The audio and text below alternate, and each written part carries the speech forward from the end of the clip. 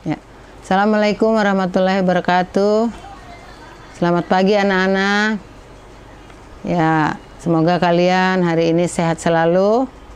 Harus menjaga kesehatan karena kita masih dalam keadaan COVID-19.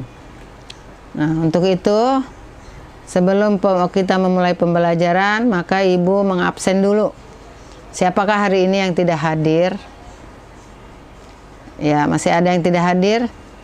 Ya, oke. Nah, hari ini sebelum kita memulai pelajaran apa hari ini? Ya, IPA. Maka kita membaca doa dulu dengan membaca Bismillahirrahmanirrahim. Baiklah anak-anak, hari ini kita akan mempelajari tentang sistem reproduksi pada manusia. Coba kalian lihat di slide ya, yaitu KD 3.1 ya, mendeskripsikan struktur dan fungsi sistem reproduksi pada manusia, kelainan dan penyakit pada sistem reproduksi, dan penerapan pola hidup yang menunjang kesehatan reproduksi.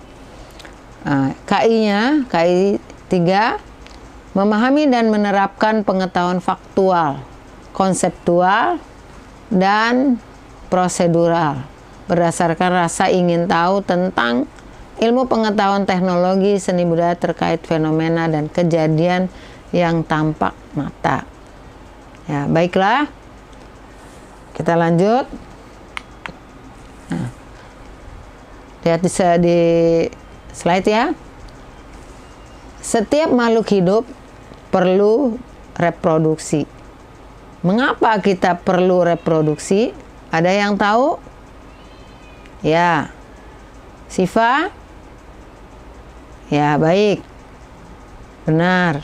Yang lainnya? Ya. Bahwa kita perlu reproduksi, yaitu bertujuan mempertahankan kelestarian jenisnya atau keberadaan jenisnya. Karena kalau tanpa reproduksi, maka keturunan kita akan hilang. Ya. Demikian juga manusia. Dengan melalui proses reproduksi, ya, ini melalui proses reproduksi diatur sistemnya.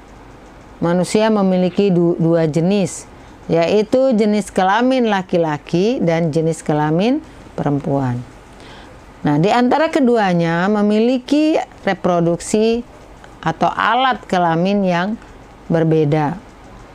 Nah, sekarang keduanya memiliki reproduksi yang berlainan dan saling membutuhkan. Nah, sekarang kita akan membahas dulu tentang reproduksi pada laki-laki. Selanjutnya, lihat ini. Ya, ini adalah alat reproduksi pada laki-laki. Ya, nggak usah malu ya, nggak usah ditertawakan. Ya, kita anggap ini adalah ilmu pengetahuan, bukan pornografi. Ya, dengan kita mengetahui pembelajaran ini, maka kita tidak bisa melakukan ya yang dilarang oleh Allah. Nah, dengan kita mengetahui, suatu ketika kalian besar nanti, kalian sudah memiliki ilmunya. Nah, sini laki-laki, alat reproduksinya antara lain terdiri dari sepasang testis, saluran kelamin. Nah, di sini nih ya, saluran kelamin. Nah, sayangnya di sini kan bahasa Inggris nih. Ya, ada rectum, ada seminalis vesicle, ya, ada ejaculatory. Nah, ini kalian bisa membaca, ada anus, ada vas deferens dan sebagainya. Epididymis, ya, ini adalah testis. Ini adalah pembungkus testis namanya skrotum. Kemudian ini adalah penis, ya. Nah, bahwa testis ini merupakan saluran kelamin. Di dalam saluran kelamin ini terdapat kelenjar tambahan. Yang kedua adalah penis, ya.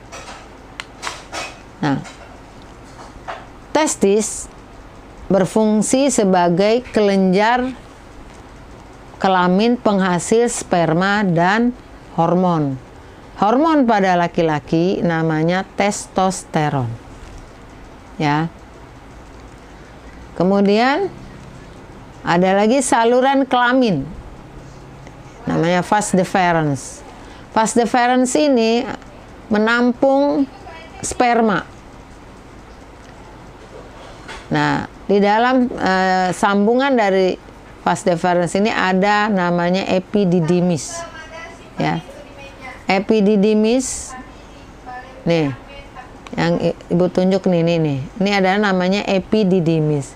Fungsinya adalah mengabsorpsi sperma hingga kental dan dapat menyimpan sperma sementara. Sementaranya itu berapa lama? 3 minggu. Ya. Kemudian vas deferens. Ada di mana vas deferens? Ini nih. Saluran yang naik ke atas ini namanya vas deferens. Nah, fungsinya menghubungkan ya epididymis dengan uretra. Ya. Mana uretra? Di sini nih. Ya, menghubungkan epididymis, uretra di bagian ujung penis nih. Nah, terdapat saluran yang namanya saluran untuk ejakulasi. Nah, uretra ini adalah saluran untuk mengeluarkan sperma dan urin. Yang sering kita kenal setiap hari adalah air seni atau kencing. Kemudian berikutnya ada kelenjar tambahan namanya vesica seminalis. Ya. Ini vesica seminalis. Nah, vesica seminalis ini merupakan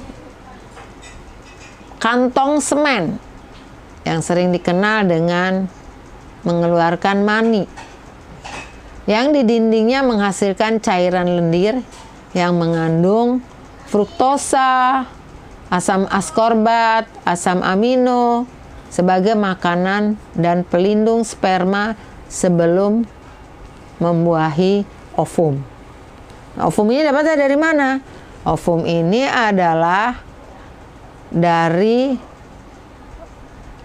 jenis kelamin perempuan. Yang kata lainnya ovum itu adalah apa?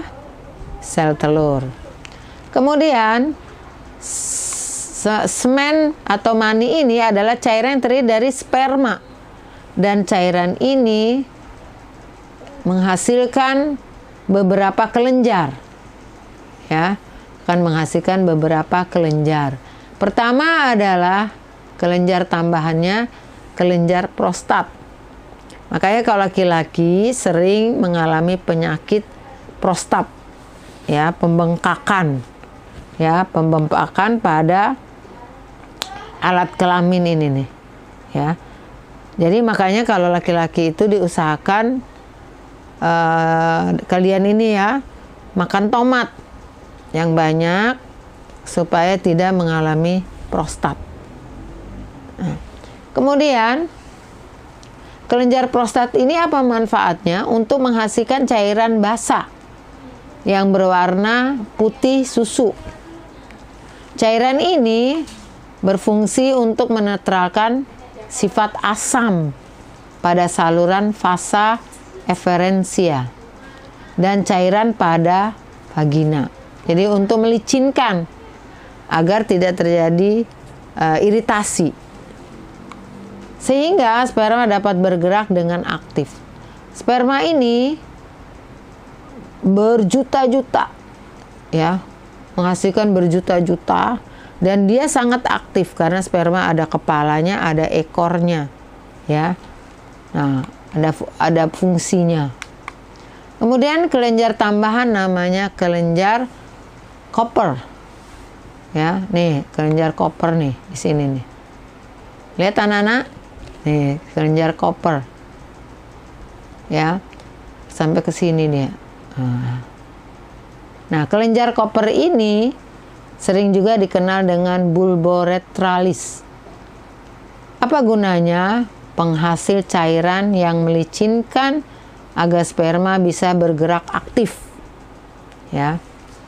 Kemudian selanjutnya penis. Penis itu merupakan alat kelamin bagian luar. Jadi alat kelamin ini ada luar, ada dalam. Ya. Nah, bagian luar yang berfungsi untuk memasukkan sperma ke dalam tubuh wanita, ya, untuk terjadinya pada saat fertilisasi atau pembuahan. Ya. Kemudian sistem reproduksi laki-laki berhubungan erat dengan sistem ekskresi urin, ya, yaitu air seni. Nah, dengan kesimpulannya bahwa testis akan menghasilkan sperma berjuta-juta setiap hari, mulai dari masa puberitas sampai meninggal dunia. Ya, jika tidak dikeluarkan, maka sel sperma akan mati dan diserap kembali oleh tubuh. Demikianlah hari ini kita baru membahas tentang reproduksi pada laki-laki. Minggu depan kita akan membahas tentang reproduksi perempuan. Nah, karena waktunya masih ada, maka anak-anak silakan mengerjakan soal esai 5 nomor. Ya. Ya, demikianlah pelajaran hari ini tentang reproduksi manusia. Mudah-mudahan anak-anak semuanya mengerti ya, dan mengerjakan soal nanti dikumpulkan. Sekian dan terima kasih. Assalamualaikum warahmatullahi wabarakatuh.